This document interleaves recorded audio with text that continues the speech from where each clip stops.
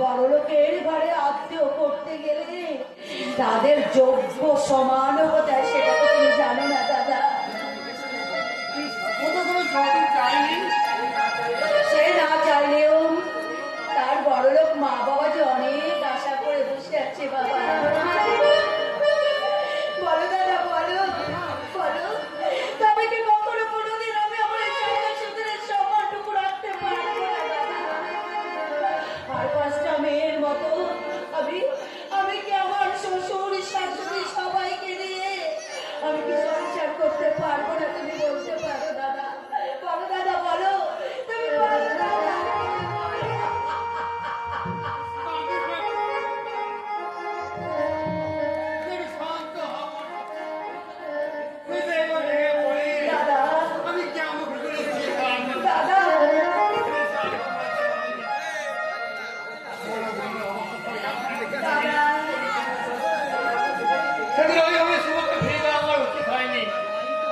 তো একমাত্র ছেলে বাবা মায়ের কাছে থাকতে চায়, লোকে কি বলবে? তাই তো তুমি যাতে সবাইকে নিয়ে শিখে থাকতে পারি এই জন্য ওদের টাকা দিতে হবে। আমি সুযোগে পাঠিয়ে দিতে সকল বাড়িতে। মেজদাকে তুমি পাঠিয়েছো? হ্যাঁ, সুযোগ চাকরি পাওয়ায় আমার দায়িত্ব হালকা হয়ে গেছে রে বোন।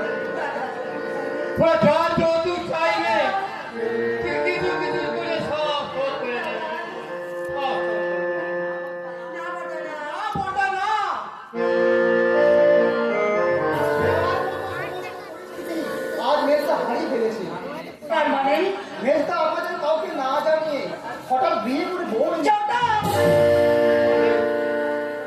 কি বলি বিজয়, তুই কি বললি? তুই আমাদের না জানিয়ে বিয়ে করে বউ হয়েছে। আমি তাকে আরে আরে সুইটাই কে এত বোকা রে? তবে বিয়েতে অবাক করলে জানলো কি করে? ভগবান করে একটুখানি সুখের জন্য দাদা তার সর্বসুখ থাকতে পারে, সামান্য যে বজায় রাখছে।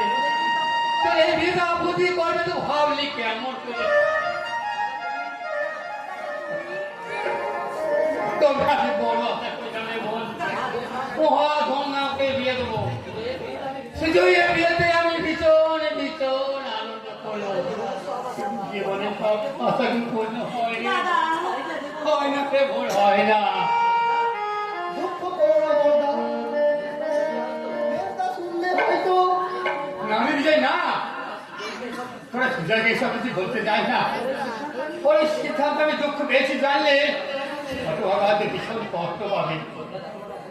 ছোটদার এত বড় অপরাধ তুমি ক্ষমা করে দেবে বলো?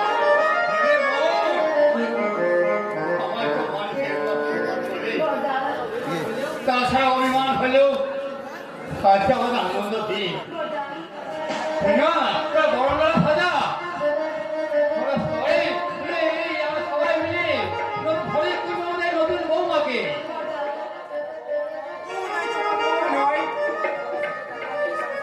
কারণ বশত যাকে আমি বিয়ে করতে বাধ্য হয়েছি সে বৌমা নয়, সে একটা এত বৌমা। ঠিক বলেছো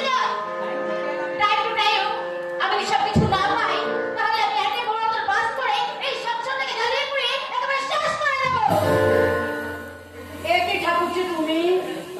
মেজদা, মেজদা তুই আর বিয়ে করবার মতো মেয়ে পারি না। এই কুস্তির তোর বড়টাকে মেয়েটাকে তুই বিয়ে করে নিয়ে এসেছিস। আমি যে কি মাল সেটা তুমি ভালো করে জানো। কাজে আমার সঙ্গে বেশি এ করলে আমি কিন্তু সেই মাছি নবভূমি আমার উগ্রতা মানায় না। পূর্বে পরিচয় তোমার যাই হোক না কেন, আমার ভাই যখন তোমাকে বিয়ে করে এনেছে, তুমি সংসার তুমি গৃহ লক্ষ্মী, আমার আদরের বৌমা। এ বৌমা কিন্তু আসল নয়, নকল বৌমা। এ রে ভাই, এ আমরা কি শুনছি রে? এ বউ আসল নয়, নকল। এ তোমার মানে কি রে? আমায় খুলে বল বেশ দা। পারবো না রে বিজয়, পারবো না। আমি তোদের কোনো কথার উত্তর দিতে আমি পারবো না। তবে তোর শুধু একটা কথা শুনে রাখ, তোদের এই অবাধা সুজয় ওদের এই গভীর চক্রান্তের শিকার হয়ে গেছে। তাই তো নিরুপায় হয়ে ওদের এই সমস্ত অন্যায় দাবিকে মেনে নেওয়া ছাড়া এই অভাগা সুজয়ের আর কোনো উপায় নাই রে। গভীর চক্রান্ত। আমায় তোমরা বাঁচাও দাদা। এ আমার বিয়ে করা বউ নয়, ওর ওই শাঁখা সিঁদুর নকল। এ নকল, নকল হয়েও কেন আসলের চেয়েও বেশি দাবি নিয়ে আমি এই ফ্যামিলিতে ঢুকেছি সেটা এখন বুঝিয়ে দিতে ভুলে দাও সুজয়। তুমি চুপ করো, ওই নোংরা কথাগুলো আমার এই দাদা ভাইয়ের সামনে উচ্চারণ করো না। আমার ঘেন্না করছে, ঘেন্না। না,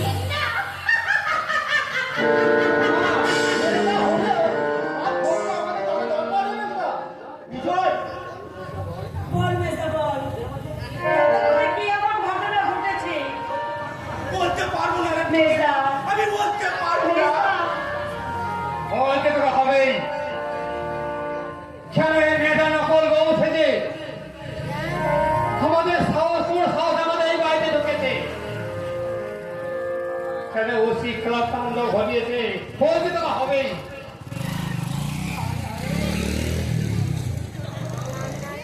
কৃষ্ণ কৃষ্ণ হরে হরে, এই নিজের কথা কি কেউ আর বলতে পারে?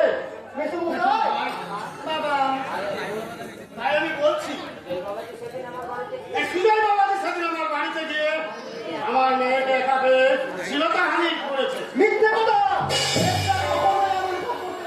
হ্যাঁ, আমি জানি। আমার মুখের কথা তোমরা বিশ্বাস করবে না, তাই তো আমি এই প্রমাণ সহ সঙ্গে এনেছি। তোমার এই দেখো বাবা, তুমিও দেখো, এই তোমার এই কীর্তিমান ভাইয়ের এই কুকীর্তির ভিডিও ছবি। ও ছবি বিশ্বাস করো না বড়দা, ও ছবি ভুল, ও ছবি মিথ্যে। ঠিক ভগবান ঠিক। এত নিত্য ব্যবহার,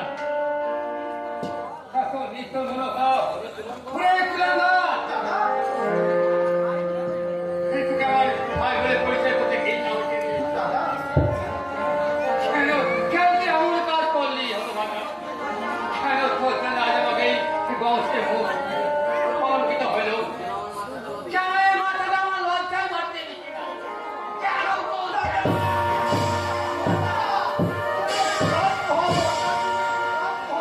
তুমি কি পাগল হয়ে গেছো বাবা?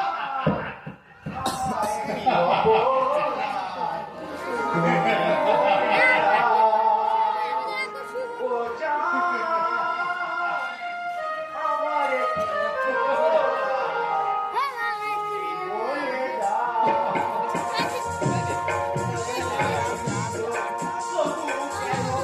তুমি কাছে এলে কেউ অভিনয়ে আত্মদাতা, কোন প্রতিশোধ নিতে দিলে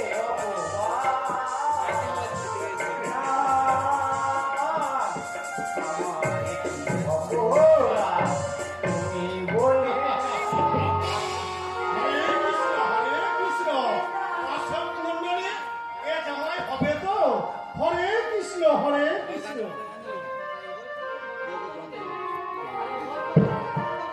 তাই আমি এই উভয় পক্ষের মতামত অনুযায়ী আমি এই সিদ্ধান্ত এই সুজয় বাবাজি আমার মেয়েকে বিয়ে না করলে 1,00,000 টাকা ওকে জরিমানা স্বরূপ লাগবে। 1,00,000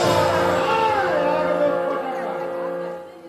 আর যতদিন না ওই 1,00,000 টাকা পাচ্ছি ততদিন এই সংসারে আমি সবাইকে দাপিয়ে নিয়ে বেড়াবো।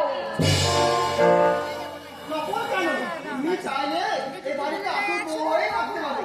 না না বিজয় না, যে যে ছিল তোমারই অভিনয় করে মানুষ ঠকাতে পারে তাকে আমি কখনোই জীবন সঙ্গে নিয়ে করতে পারবো না। চুপ কর হতভাগা, চুপ কর। দাদা আমি বলছি কি মশাই, তুমি বিয়ে করতেই হবে।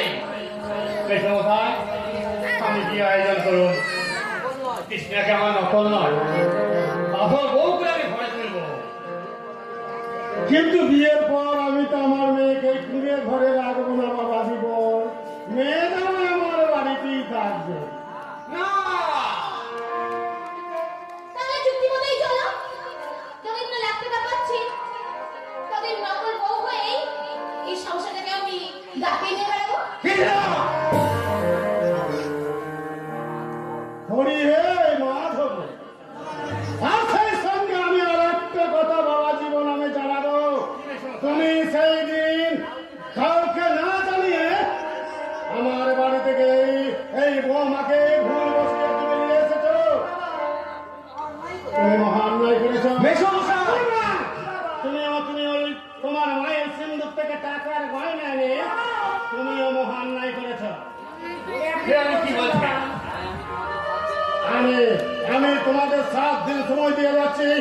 এর মধ্যে যদি এই বোমা আর টাকা সমেত আমার বাড়িতে ফিরিয়ে না দিয়েছো তাহলে আমি পুলিশে এফআইআর করে তোমাদের এই কয়েকজনের 12টা